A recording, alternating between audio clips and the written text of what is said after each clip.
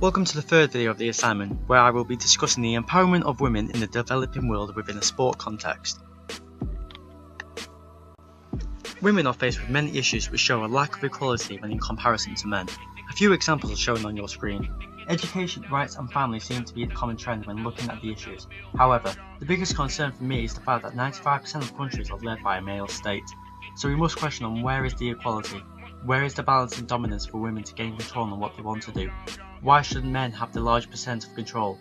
Gender equality is the biggest problem for women, which is why it is not a shock to see women employees getting paid less than men due to their gender.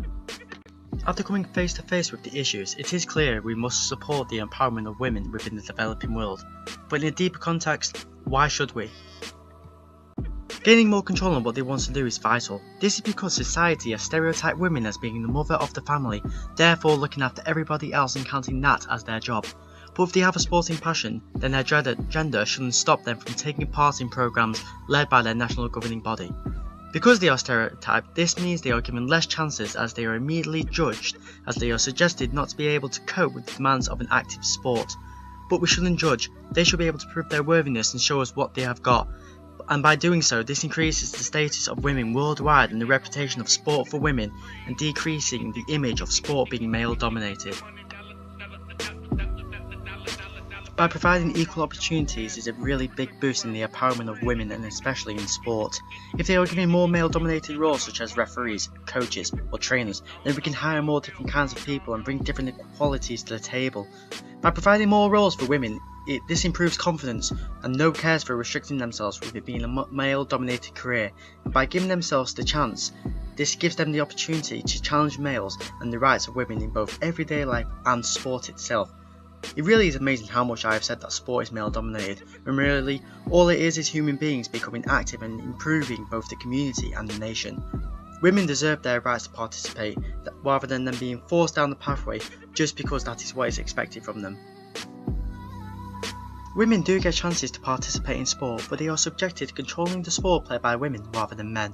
This is because women are stereotyped as being soft, quoted by Ada Greenwood, who is a soccer club coach in San Diego.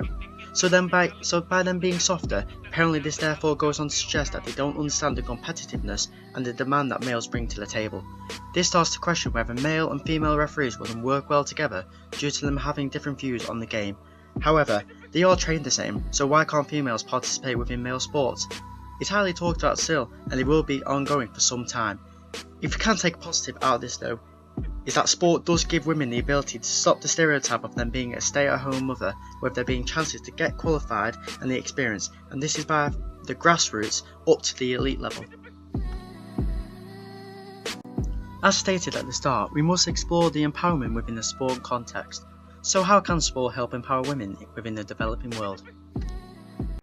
The following explanations on the screen can all work together to improve women's empowerment. Program development improves participation for women to get involved in either to play or compete to get qualified. This is done through the help of the agencies and NGBs, with them being requested to allow more freedom within their programs so genders can mix and for them to learn from one another, and again for women to gain control and retain dominance over sport. And by doing so, and then being lucky enough to be hired, which is what we should do anyway and not relying on their gender, it does improve their status and the respect that is shown towards them. The National Youth Skill Games is one of many sporting programs to help improve the empowerment of women within the developing world. Its purpose is to promote equality of women and reduce the discrimination shown towards them, therefore leading to a better status.